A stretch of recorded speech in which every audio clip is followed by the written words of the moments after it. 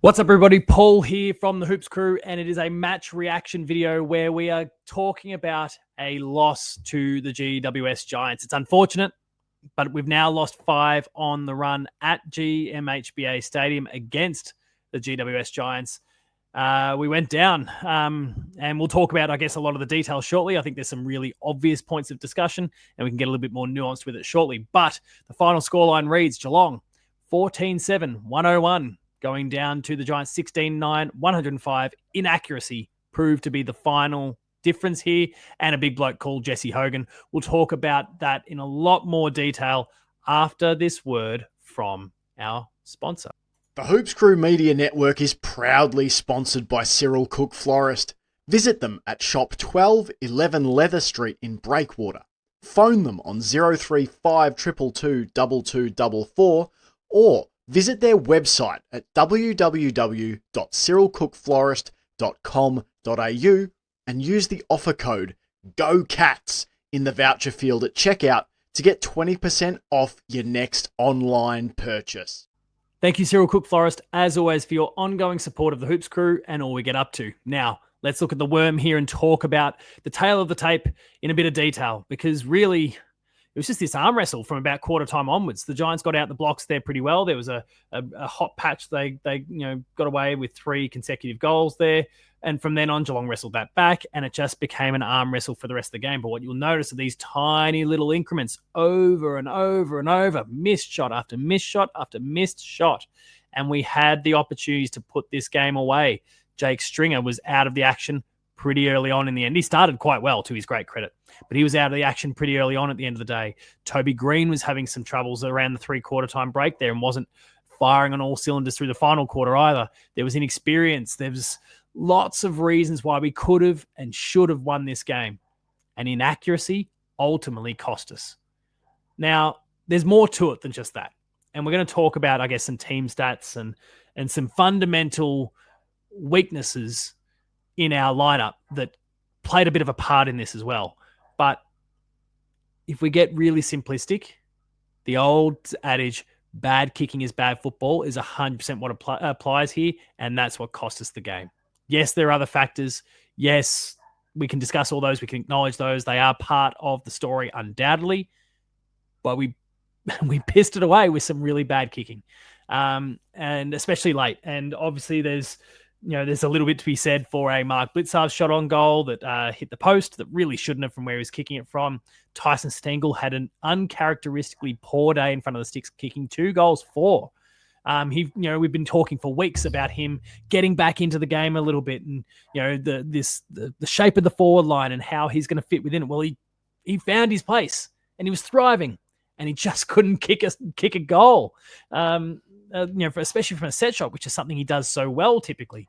There was just some really uncharacteristic things, shots on goal that cost us at the end of the day. And, we're going to have to pay a price. I haven't checked the ladder yet to see exactly where we stand, and we might do that before the end of this video. But poor kicking, bad kicking's bad football. Let's talk about some team stats here.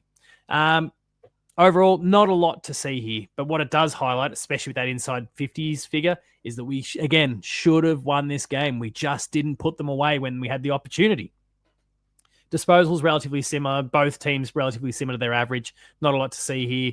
Geelong got its kicking game going more so this week, but the Giants linked up with handball quite well. Now, the numbers don't necessarily tell us a lot there, but there was kind of hints at different stages, and to Geelong's great credit, they nipped it in the bud time and time again.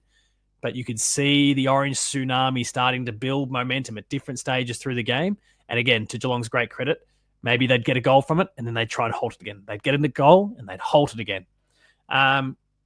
Efficiencies, like the figures here, again, like paints a story for Geelong where we control the ball quite well around the ground. Our efficiency inside 50 was great, but, and this is where the other weakness comes in, the efficiency for GWS inside their own 50 was huge. And I'm mindful of not throwing up excuses here. We shot ourselves in the foot with the way we played. But geez, it doesn't help when you've got a bloke that kicks 7 goals and a depleted key defensive stock. if we want to talk about the lack of troops down there, there's 4 walk-up starts who are not playing in the Geelong defence right now. And sorry, I shouldn't say walk-up starts because the likes of Connor O'Sullivan have stepped in and done an amazing job. But, I'm thinking the likes of course, Jack Henry, Tom Stewart, Jay Kolajasny, and of course Lawson Humphreys, who went out with concussion. All 4 of those guys, when available, presumably will make it. So it's a bit disappointing. We didn't do enough to kind of halt that momentum of Jesse Hogan in particular. He went on to kick 7 goals. And for my mind, that's probably going to be the best game that a key forward will play all season long. We've seen players kick more goals than that over the course of the last few years, but it's been them filling their boots on a North Melbourne or a West Coast or a Richmond. This, when you're playing against a high quality opponent, what Jesse Hogan did was from the highest of shelves. I think he put in a phenomenal game. We couldn't do much to stop it. The Giants did an awesome job of isolating him, and his leading patterns were exceptional. What I will say along the way, Sam De Koning, who he had as an opponent for a large chunk of the game,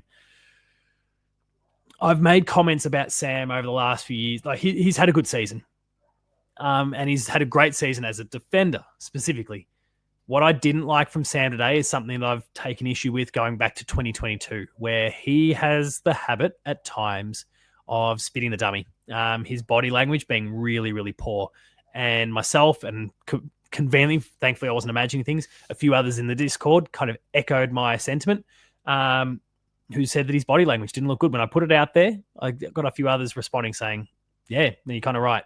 And that rubs off on people. That rubs off on yourself. You can't shake that. Like, you've got to just back up again, go again. We look at Sam Taylor at the other end of the ground, who's a phenomenal defender, probably the best key defender in the competition right now, who was beaten on a couple of occasions by either Jeremy Cameron or Shannon Neal. There was some particularly impressive marks from Shannon Neal at different stages through the game that beat Sam Taylor. But the reality was that Sam Taylor just went back at it and made sure that he didn't lose the next contest and would go again and again and again. And Sam, there was a few efforts that body language wise weren't great, that he didn't go charging back with intent like he needed to. He just did it was an attitude thing that I didn't like from him. Things weren't going his way and he almost took his bat and ball and went home, which I really didn't like. Of course, one of our great challenges is the clearance, but we won that across the ground. We're really, really impressive in that respect. Again, a lot of it goes back to this efficiency inside 50. We had the inside 50s. We had the opportunities, just didn't capitalize. Don't make too much of the contested possessions. It's pretty even for both teams. Geelong was the pressure was huge from us all game long. We did an exceptional job. We just couldn't put them away. Marks inside 50, marks, contested marks. Like, look at all this. So much of it favors Geelong. We just couldn't put the ball between the big sticks to win the match when we needed to. There's not a huge amount that we can glean from this. All of it really points at bad kicking is bad football. Not many other ways to spin it. Let's get into some player stats here and talk about this game in a little bit more detail, hone in on our Cats players.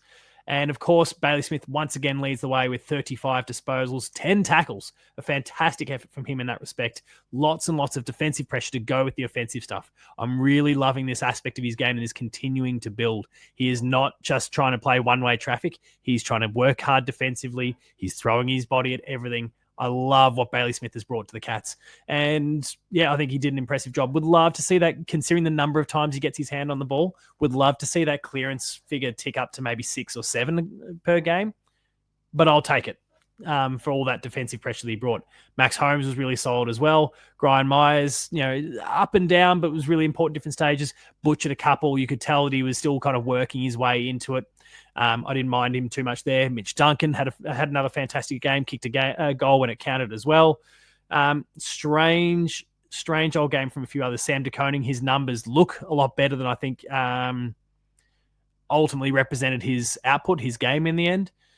Mark Blitzarves was really, really solid. Of course, there's going to be a bit said about that marking contest between him and Danger at the end of the day. And I think a lot of us wishing, despite the fact that for years Danger's goal kicking was pretty wobbly, I think we're all hoping in our hearts, and certainly after Mark Blitzarves slammed the ball into the post, that Danger was in fact given the mark at the end of the day, because he probably wouldn't have missed. But it is what it is. We're not going to hang it on Mark Blitzards. He got 9 clearances, 22 hit-outs, 6 tackles, 20 disposals. A fantastic game from him. Ollie Dempsey was dynamic all day long, and he got a lot of attention from Himmelberg at different stages through the game, but well and truly outran him. He outsmarted him going forward, outpointed him in contests. He was absolutely sensational, one of our best. The Axe continues to do fantastic things again. We talk about defensive pressure, 8 tackles to go with 7 clearances. Really, really good there. Sean Manor, let's take a moment to talk about Sean Manor for a moment. Got a bit hungry. A bit late, his eyes lit up at the goalposts and got a bit hungry. And it's not that different, really. The context, slightly different. The position of the ground, slightly different. But it's not that different to how he got run down by Bobby Hill last week. He saw the goals, felt like he had space on a few occasions, didn't lower the eyes when he needed to, and messed it up. But you could also, when we talk about, players who are absolutely in white-hot form, we talk about Paddy Dangerfield, and he lowered the eyes on one occasion trying to put it out for Shannon Neal, where he didn't quite execute the kick right, when really he should have actually gone and charged towards goal as well. So, there's pros, there's good and bad that comes with quote-unquote selfish and unselfish acts at different points. I'll cop it because he also put 2 goals on the scoreboard throughout the course of the day and was really, really dangerous throughout. Jeremy Cameron, I would have liked to have seen him. He did some wonderful things throughout the course of the game. Kicked 2 really important goals, 2 really smart, creative goals. Felt like he was too far away from goal at points where we needed his strength, his smarts, his skill. We found him delivering an inside 50 sometimes as opposed to being there on the receiving end of it. Jack Bowes, a quieter game, was still important, pushed his way through contests at different stages, but, fine, it was a pass. Tyson Stengel, I think, is going to be the big one. When we're kind of ruining, I guess, the result, I think Tyson Stengel's probably one that we're going to kind of think of a little bit because it was in his inaccuracy at the end of the day at different stages that has kind of proven to be the difference.